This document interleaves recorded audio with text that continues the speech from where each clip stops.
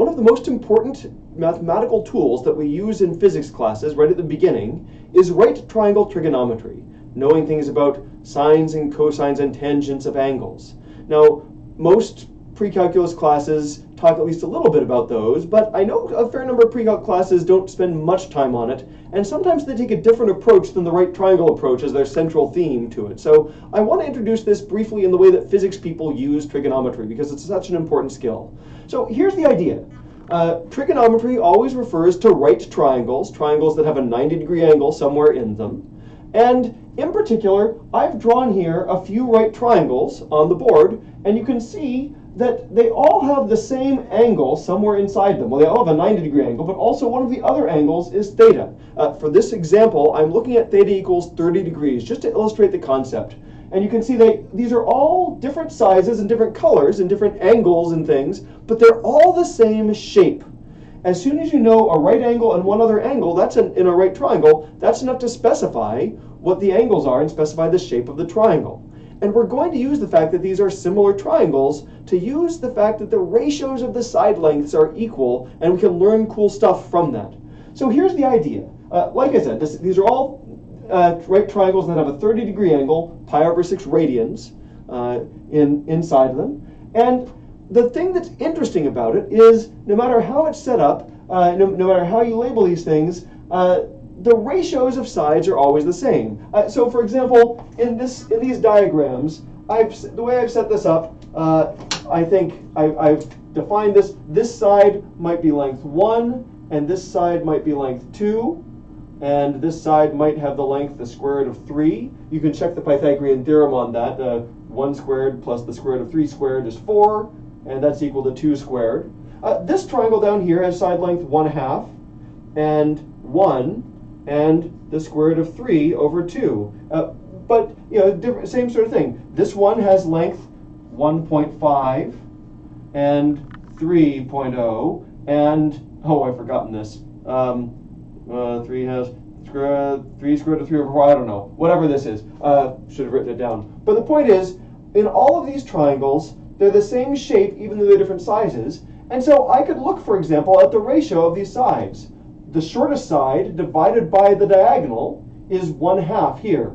The shortest side divided by the diagonal is 1/2. The shortest side divided by the diagonal is 1/2. That's going to be true for all of these because they have the same theta in that corner.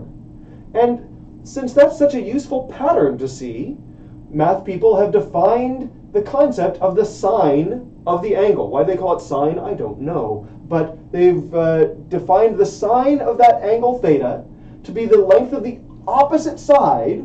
I should label this here. If this is my angle theta, then the side over here is opposite the angle. It's the one that doesn't touch the angle. So this is the opposite side. Meanwhile, this side touches the angle. It's going to be called the adjacent side to the angle that we labeled. And this side, the diagonal, in trigonometry is called the hypotenuse.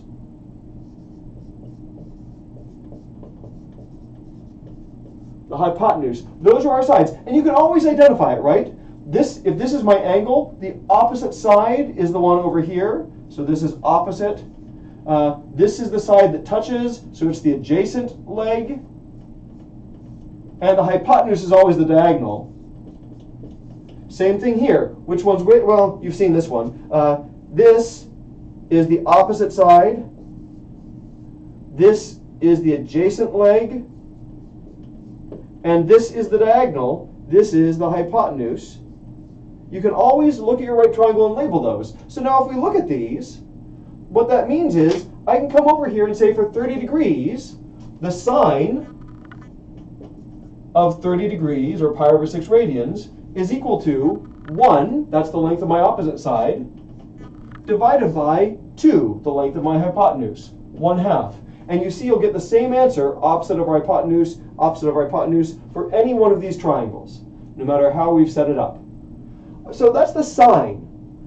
That's all that inspires us to look at other things. The adjacent side length divided by the hypotenuse. Remember, there are two things that two sides are adjacent to the theta, but one of them is the diagonal. That's the hypotenuse. The adjacent side, the adjacent leg, is if I do this divided by that, the cosine of 30 degrees is going to be the square root of 3 is the length of the adjacent side divided by 2.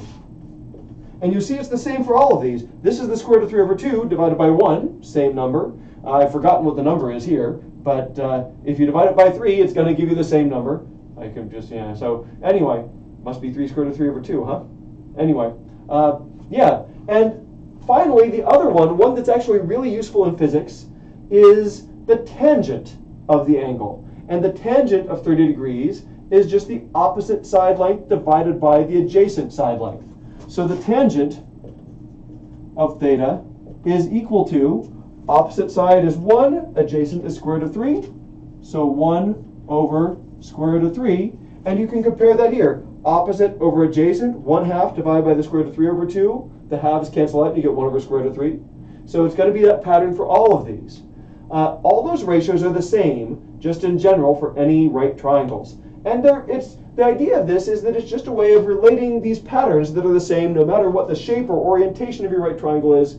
No matter what the size or orientation is, if the shape is the same, these ratios are the same. And the shape will be the same if that angle is the same.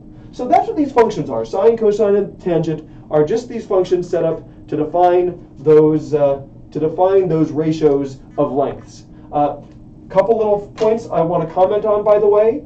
Notice that tangent of theta, if you look at its definition, it's going to be the same as the sine of theta divided by the cosine of theta, because sine divided by cosine will give you opposite over hypotenuse divided by adjacent over hypotenuse, and the over hypotenuses cancel out. You get opposite over adjacent. So that is a really important fact to know about this.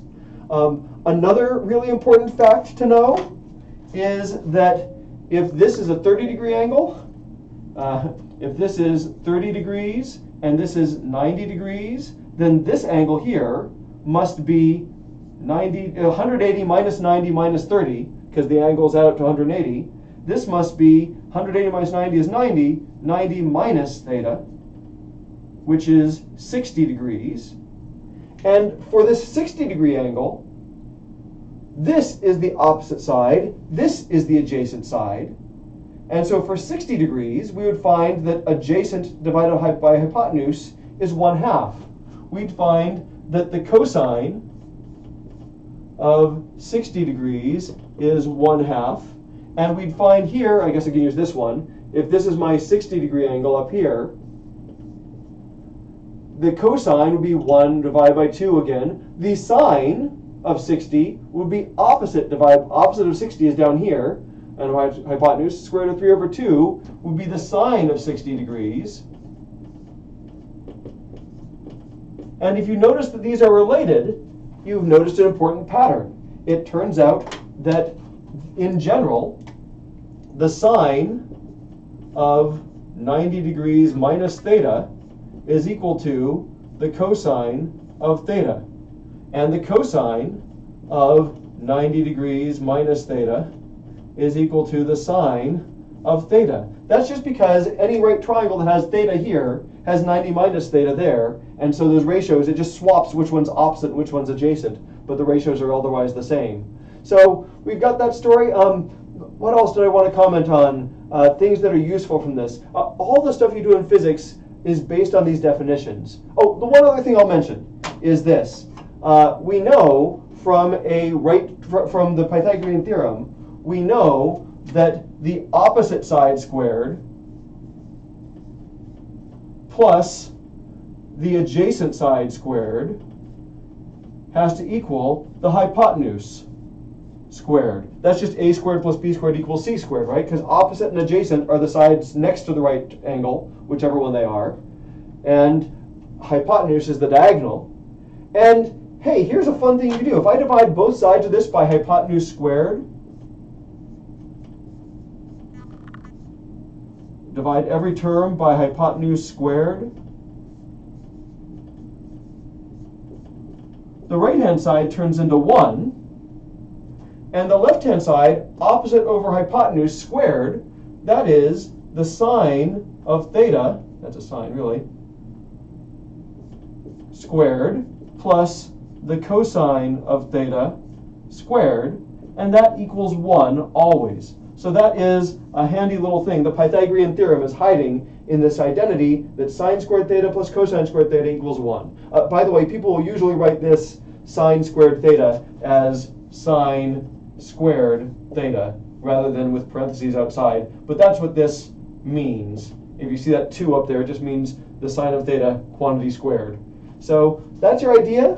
This is trigonometry. That's the basics of trigonometry, and I hope that that's helpful as you try to get used to using trigonometry in physics. It's a quick overview, but that's the gist of it. It's all just about these ratios, and it's just saying if I know an angle, then I can look up in my calculator or a table somewhere, or something. Don't look it up in a table. I can use a calculator or computer to figure out what that ratio is. It's all, people have done lots of great ways of computing those ratios, and there are many other things about trigonometry that come up even in physics, but this is the core of it. For intro physics, for the beginning of vectors and things, this is the right triangle trigonometry that you need to make sense of things. And you'll just, if you want to know the length of the opposite side in a triangle and you know the length of the hypotenuse, just use your calculator to find the sine of the angle, and you can multiply around, solve for opposite, and you'll have your answer. That's your story, and I hope it's useful.